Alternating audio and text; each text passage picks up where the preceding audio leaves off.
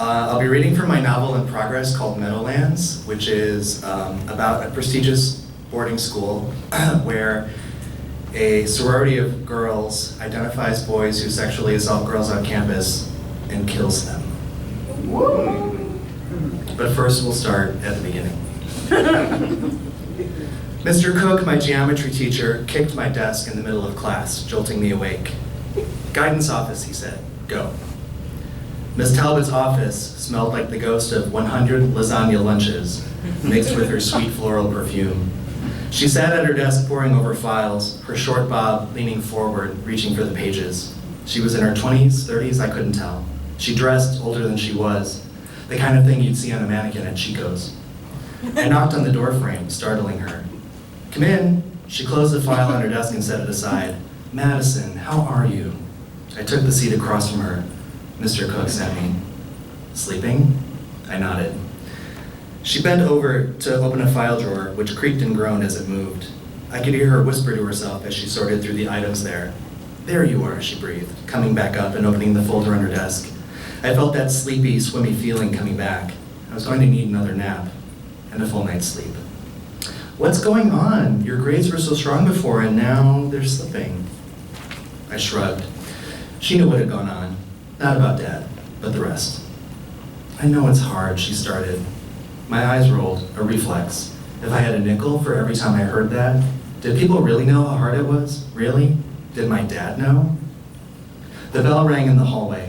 Doors flew open, up and down the corridor. Students spilled out of them, laughing, talking, yelling. Feet shuffled and stomped. Lockers slammed open and shut. I moved to get up. Miss Talbot must have used her psychic powers to pick up on my plan to run out. "I'll write you a pass," she said. I sank back down into the chair. This was going to get worse. She smoothed out the pages of my file, though they weren't wrinkled at all. "I lost my mom when I was 28. Her eyes were glued to the papers under her hands. Cancer. It was horrible. I tried not to move, not to breathe. I can't imagine losing her at your age," she went on. "I wish I couldn't," I muttered.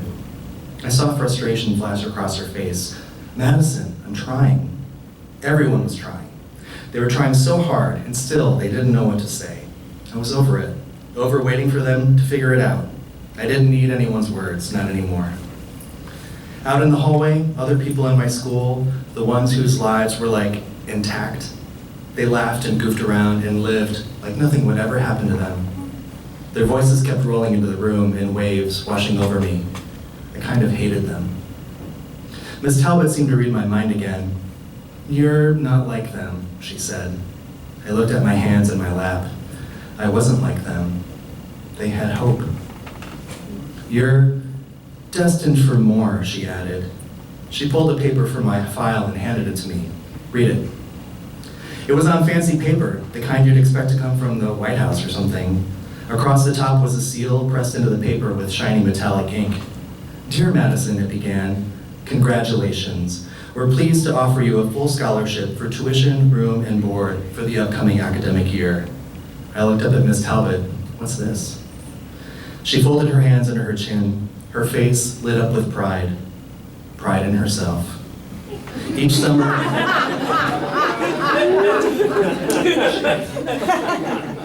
Meadowlands Academy reaches out to public schools in the region and invites scholarship nominations. This year, I nominated you. Her eyes widened. "You're our first winner ever." Her satisfaction was so palpable, I could have braided it with my fingers. It was almost as if she'd won the scholarship. The second bell rang, signaling the start of the next period. "How does it feel?" she asked. She obviously felt great. I shrugged. I'd never heard of Meadowlands, and I was pretty sure my dad would never go for this. It was almost kind of cruel, dangling it in front of me like this. "It doesn't feel like anything," I said. She took that in like a bullet. But like a trooper, she pulled herself together, adjusted her blazer at the shoulders. "It's an amazing opportunity for someone like you." My face twitched. "Oh, like me?" She shifted in her seat. "What I mean is, there's not another way someone with your background and life experiences could attend a school like Meadowlands Academy. It's just so," she searched for the word, "expensive." The chair gripped my body like a fist. I studied my hands, my peeling cuticles, so I guess I should thank you.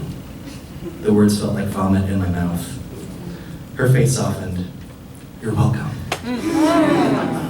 I felt warm all over and my heart was starting to run wild. I realized I was holding my breath. I had to get out of there. Can I go? Joy melted from her face. Yes, she said, getting back to business. Just talk this over with your dad. There's a place for him to sign at the bottom to accept the award on your behalf. Come back and see me when it's ready. When my hand was on the doorknob, she stopped me. Madison. I looked over my shoulder. She smoothed out the papers again. The things you think are keeping you here might never let you go, she said. Her eyes met mine. They were suddenly dagger sharp. Do you understand? I nodded, but I wasn't sure what she meant. I knew more than anything I wanted this meeting to end. Can I have a pass? I asked.